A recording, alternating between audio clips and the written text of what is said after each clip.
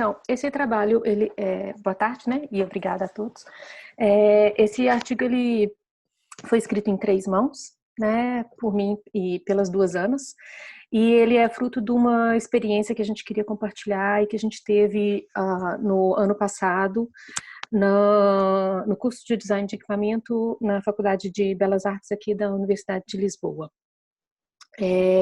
Ele, então, tratou, né, de um trabalho que foi desenvolvido nesse âmbito com os alunos do 3º ano do curso, ou seja, alunos já com um grau de autonomia, de responsabilidade e crítica, né, do que é o design grande, assim, não é? Já alunos no fim do curso. E a proposta era do exercício em si, né, era de desenvolver um workshop de design para não designers. E se a Ana Gaspar estava vendo alunos tristes e infelizes, né, assim, nesse caso a gente tinha na sala um lugar muito alegre, assim, muito contente, no qual os alunos eles estavam muito empenhados e a gente ficou muito surpreso com os resultados, né, que tivemos, assim, porque era para ser só um trabalho interno, né, de dispensar esses workshops e posteriormente levar para esse público que a gente chama de não design, mas ele resultou em muito mais do que isso, assim. Então, foi uma iniciativa que proporcionou um novo olhar sobre essa disciplina do design e permitiram o acesso crítico, assim, por parte do docente, dos discentes a diversos conceitos e metodologias, assim, ou a discussão desses conceitos e metodologias. Para o artigo, né, a gente usou de diversas referências, a gente traz esse Educação através do Design, que foi o título da tese do Fontoura, e que para esse investigador ele fala que o através significa de lado a lado, assim, transversalmente. E no caso do exercício, né, nosso, esse através do design, ele era o denominador comum para todos os objetivos propostos, que, né, que estão aqui descritos, mas que eu queria pontuar, assim, que era proporcionar o conhecimento das obras de diversos designers e arquitetos de referências, e aí a partir daí identificar um modus operandi, refletir sobre essas estratégias, né, e esses instrumentos, assim, de forma a torná-lo inteligível para outros, promover esse desenvolvimento desse pensamento integrado, né, e disrupto, assim, e aplicar com isso nossos métodos de análise, de planeamento, de organização, de gestão. Incrementar a autonomia, e isso foi uma das coisas muito bonitas de se ver, assim, o grupo cresceu, os alunos, eles se empoderaram mesmo, e a partir da crítica teve também a criação de valores comuns, que eram resultados mesmo dessa síntese investigativa, né, e dessa aprendizagem. Os estudantes, então, eles se preparavam e tinham que dar resposta de maneira a atender os 3 níveis, né, assim, no que o design é ativo, ou seja, no nível estratégico, de organização do workshop, no nível tático, que era de entender essas ferramentas de como se passar esse conhecimento, e no nível operacional, que é, de fato, depois a realização dos workshops com esse público, né, de não designers, assim. E aí, bem, aqui eu acabei falando também um pouquinho, e aí a gente usou o quê? A gente usou do workshop em si. O workshop, ele é um tipo de metodologia muito rápida, muito que conseguia levar para fora da academia esse conhecimento, assim, e que nos colocou em contato com outras organizações. Não é? Aqui eu coloquei só os museus, mas também a gente percebeu outros setores da educação no qual a gente podia atuar. E As pessoas envolvidas, então, eram sempre os alunos, né? Os professores, os alunos, essas organizações e o público deles, que seria os não designers.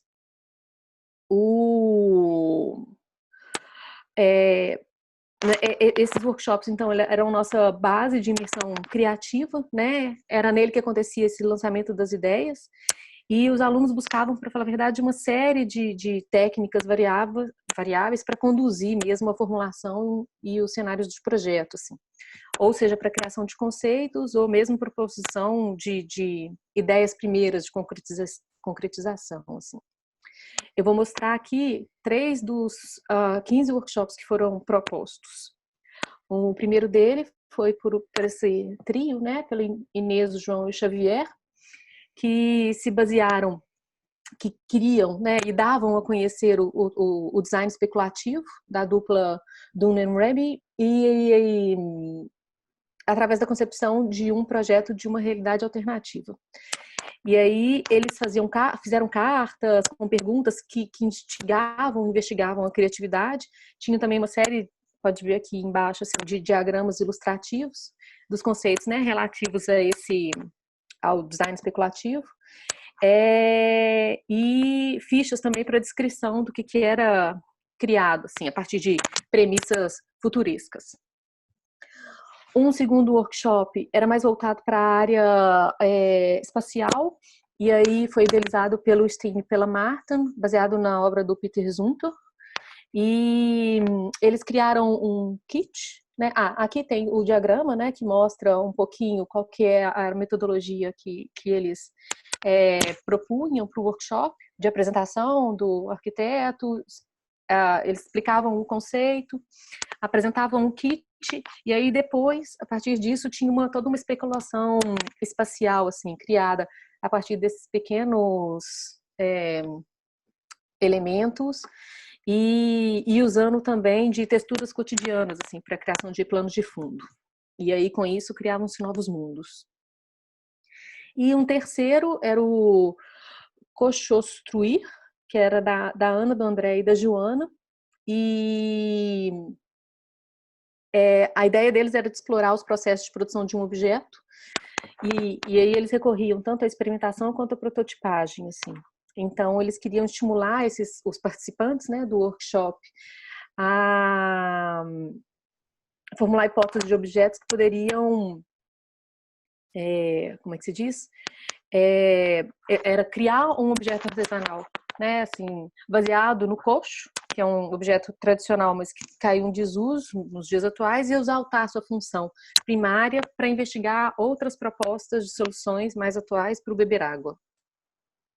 E nesse caso daqui foi um workshop que foi posteriormente abraçado pela Gulbenkian, pela Fundação Gulbenkian. A gente ia usar no Dia da Terra, mas que, em função do Covid, passou para uma data futura, talvez em outubro. Vamos ver.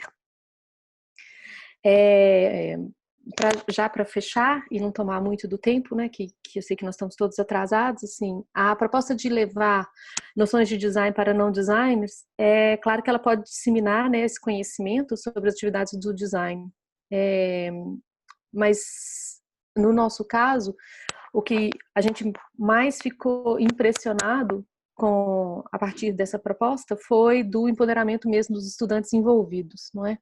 Eu fiquei muito contente de ver ontem,